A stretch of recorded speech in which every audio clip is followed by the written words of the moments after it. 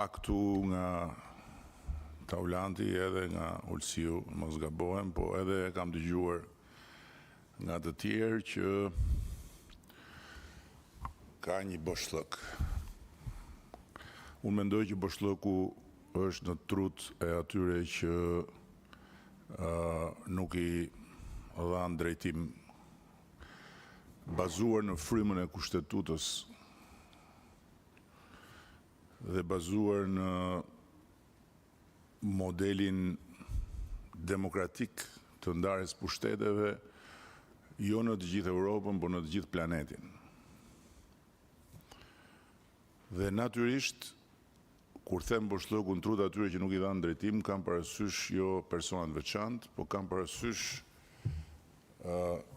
kulturën e dobët demokratike dhe të shtetit ligjor që ka Shqipëria për shkak të traditës vet.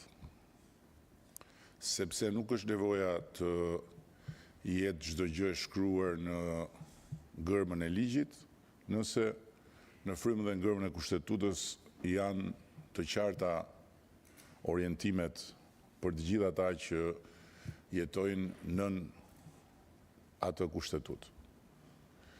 Dhe faktikisht ajo që e bën skandalos, të pa justifikueshëm dhe të pa pranueshëm pezullimin nga një prokuror dhe një gjykatës në një seancë paraprake, pa filluar akoma as gjyqi për një antar të kabinetit qeveritar, është fakti se pezullimi nuk cënon personin, i cili prezumohet që është në një proces hetimi.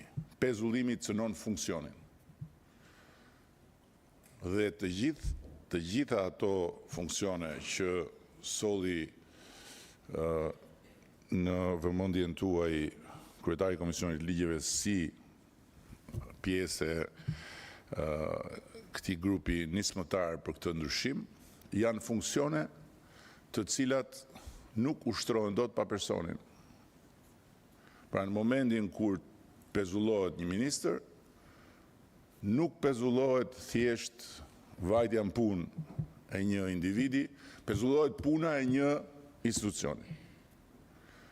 Mjafton t'ju sjell këtu një nga momentet që pasojnë, që ajo ministri nuk ka më kapacitet të propozoj asgjë në Këshillin e Ministrave, sepse nuk përfaqësohet nga personi i ngarkuar si përfaqësues i vullnetit kushtetues. Kaq duhet mjaftonte për ta mbyllur këtë debat absurd dhe për të mos u hedhur 100 veta pas një budallaji që hedh një gur në lum. Por ja që nuk ndodhi kjo.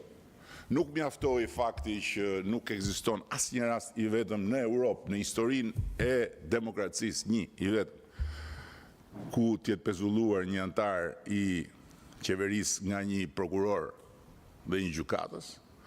Nuk mjaftoi fakti që nuk ka ndodhur asnjëherë një i vetëm rast, dhe e them këtë me përgjegjësi të plotë, sepse i kemi parë rreth e rrotull globit të sistemeve dhe vendeve demokratike që t'jetë pezulluar një antar kabineti për t'i dhënë drejtim këtij procesi. Por në vend se të merret një vendim i bazuar në arsyen kushtetuese, merret një vendim i bazuar në arsyet politike dhe në nevojat e brendshme të njërit e tjetrit për të mbajtur ekuilibra politik. Dhe këtu duhet theksoj diçka që nuk është thjesht në Shqipëri, është edhe në vende më të zhvilluara se Shqipëria, që ne kemi antarë të gjykatës kushtetuese të Republikës së Shqipërisë që nuk kanë dhënë kur një vendim të vetëm që të jetë një vendim në anën e qeverisë. Tani, vim tek mosvendimi. Çfarë bën mosvendimi? Mosvendimi bën që çdo njëra nga ato figura që u përmendën në relacion të jetë vulnerabël ndaj pezullimit. Dhe nga ana tjetër që kufiri ndarës midis pushteteve të jetë si ato gardet me një vrim ku hynë e dalin qend dhe mint. Këtë bën kjo. Dhe ne këtë nuk mund ta lejojmë. Shumë e thjeshtë. Dhe kjo nuk ka lidhje fare me asnjë cënim të drejtave që jep pushteti gjyqësor pavarësia që i kemi dhënë ne me vullnetin ton të lirë dhe të pa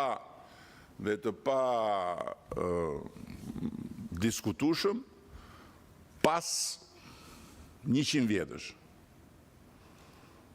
Dhe që patjetër vazhdojmë ta garantojmë ne dhe do vazhdojmë ta garantojmë deri kur të bëhet një pavarësi e pakthyeshme nga askush. Dhe vendosja e këtij kufiri është shumë e rëndësishme për të përcaktuar edhe një ndarje tjetër që e vëre me keqardhje nuk ekziston në mendjen e shumë kujt. Po pse vetëm pushteti gjyqësor është i pavarur në Shqipëri? Të tjerët janë gjithë të varur nga pushteti gjyqësor? Jo, kushtetuta e thot ndryshe. Kushtetuta thot ka 3 pushtete të pavarura. Që do thot përveç gjyqësorit është edhe legislativi, edhe ekzekutivi. Tani, për çfarë jemi të pavarur ne në raport me gjyqësorin? Dhe ku gjyqësori nuk duhet ta imagjinoj se mund të hyjë në territorin ton. Kur them ton, kam parasysh ne sot, të tjerët nesër mbas nesh, por kam parasysh pushtetin legislativ dhe pushtetin ekzekutiv që buron nga i pari, por që është i pavarur edhe ky nga i pari. Ne jemi të pavarur në të drejtën për të marrë vendime. Vendimet tona janë sovrane dhe nuk ka prokuror dhe nuk ka gjykatës që t'i vërin diskutim dot. Për sa kohë janë vendime të cilat nuk burojnë nga qëllime të pashpallura. Dhe ai pushtet i pavarur prej nesh është pikërisht për të vigjiluar nëse vendimet tona janë vendime të cilat burojnë vetëm nga qëllimet e shpallura. Për të vigjiluar bazuar mbi prova dhe mbi fakte. Jo për të vigjiluar bazuar në vënien në dyshim të çdo vendimi dhe në marrjen e vendimit të pezullimeve si të ishin simite, njerëzit që pezullohen.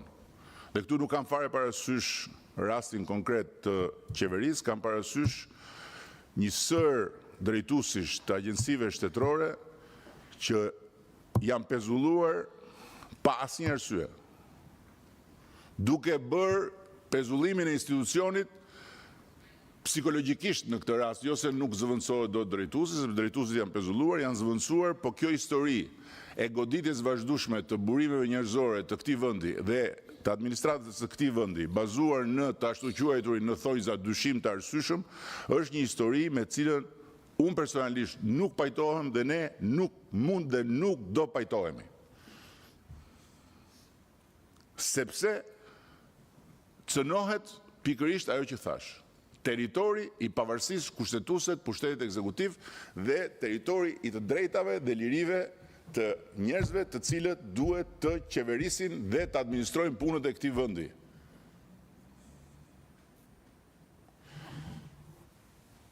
Thënë të gjitha këto, kjo nisëm thjesht dhe vetëm adreson boshllëkun mendor të shoqërisë son po doni, që lidhet me faktin se për shkak se fryma e kushtetutës dhe orientimet themelore të kushtetutës nuk mjaftojnë, praktikat e të gjitha vendeve të cilave ne u ngjajmë apo përpiqemi të ngjajmë dhe më shumë nuk mjaftojnë, atëherë duhet bërë neni me të gjitha përcaktimet funksion për funksion, në mënyrë që mos ketë më mundësi interpretimesh në boshllëk. Kjo është arsyeja pse ne e bëjmë të nenë këtë ndryshim. Dhe kush e lidh këtë me rastin konkret, bën një gabim shumë të madh, sepse kjo nuk ka lidhje me rastin konkret. Rasti konkret ka rrugën e vet, nuk ka fare lidhje me pezullimin. Por pezullimi është i papranueshëm. Dhe për këtë arsye, siç e kam shpjeguar në takimin e mëparshëm, ne do merremi me pezullimin për ta refuzuar me vullnetin e shumicës në kuvend ndërhyrjen në territorin kushtetues të pushtetit ekzekutiv. Askush nuk duhet mendoj se ka në dorë dhe gurin dhe arrën për ta goditur këtë shumicë qeverisëse. Kush e mendon kështu e mendon shumë gabim.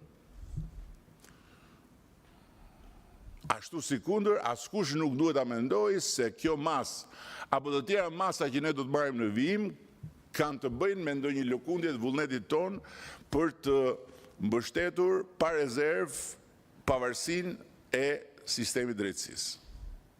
Jo. Ne duam një drejtësi të pavarur, fatmirësisht e kemi sot aq të pavarur sa që një prokuror në një rreth lëshon 33 masa arresti dhe harron të arrestojë vetën e vet. Se përveç personit prokurorit që ka lëshuar 33 masa arresti, nuk ka mbetur askush pa u arrestuar. Pa filluar gjyqja akoma, arbitraritet total. Dhe fatmirësisht nuk jam unë që i them këto, unë jam thjesht një zë, pasi këto thuen dhe stërthuen nga Këshilli i Europës, nga Komiteti për parandalimin e torturës në Këshillin e Europës, nga raportet e Këshillit të Europës, ku Shqipëria për faqen më të zezë të gjitha atyre që ja kanë vënë këtë njohull, renditet në fund fare të vendeve jo të Bashkimit Evropian, po të gjithë kontinentit evropian, rrot më rrot me Rusin për paraburgim pa gjyq të njerëzve si të ishin mish për top. 58% e njerëzve që sot janë mbrapa hekurave janë të paraburgosur. Imagjinoni sa të pafajshëm ka aty ndërta. Sigur dhe një prej tyre të jetë i pafajshëm, ky është i problem. Por besoj që probabiliteti është shumë më i lartë se kaq. Futen në paraburgim dhe harrohen brenda. Kjo nuk është diçka me cilën ne mund të pajtohemi dhe ne nuk do të pajtohemi.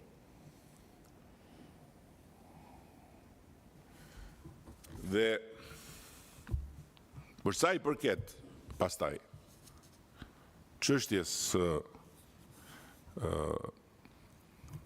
rastit konkret, e përsëris, rasti konkret është në një tjetër proces.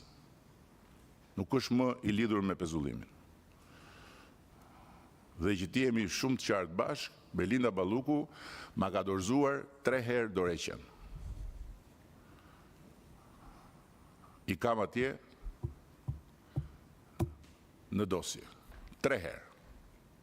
Një herë kur ju ngrit akuza, herën e dytë kur ju bë pezullimi i parë dhe herën e tretë mbasi gjykata kushtetuese nuk mori vendim. Dhe të 3 herët jam unë që e kam refuzuar dorëheqjen. Sepse dorëheqje nën presionin e një fuqie që ka dalë nga territori i vet dhe është futur në territorin e pavarësisë pushtetit ekzekutiv nuk ka. Dhe jam falenderues për faktin që nuk ka persistuar, po ka vazhduar ta marrë gjitha të balt mbi fytyrë, sepse unë nuk e pranoj dorëheqjen deri kur të plotësohen kushtet. Dhe se kur plotësohen kushtet nuk e përcakton dot as prokurori, as gjykatësi i seancës paraprake, as media dhe as gjyqi popullor. Sepse nëse do të hynim në këtë logjik, atëherë do t'i hapnim rrugë një historie që do të dëmtonte seriozisht kapacitetin e pushtetit ekzekutiv për të qeverisur. Kujt më tregon Gjermaninë apo më tregon Danimarkën, i them këtë. Jemi në kushte tërësisht të ndryshme. Në Shqipëri jemi në një fazë revolucionare, transformuese, rrënjësisht përmbysje të një sistemi të kalbur, të një historie ku tradita ka qenë dhe mbetet problemi më i madh për të ndërtuar një sistem gjyqësor demokratik, sepse është një traditë që shkon në të kundërtën e lirisë dhe natyrisht jemi në kushtet kur duke i dhënë pavarësinë e plot pushtetit gjyqësor, duke ngritur struktura speciale për të luftuar ne që jemi ata të cilët duhet të qeverisim në të njëjtën kohë, është shumë e rëndësishme që të jemi të vëmendshëm për të ruajtur pikërisht balancën që në mënyrë të përsëritur rrezikon të prishet nga aventurizmi i një prokurori këtu, i një gjykatësi atje. Kjo nuk mund ndodhi.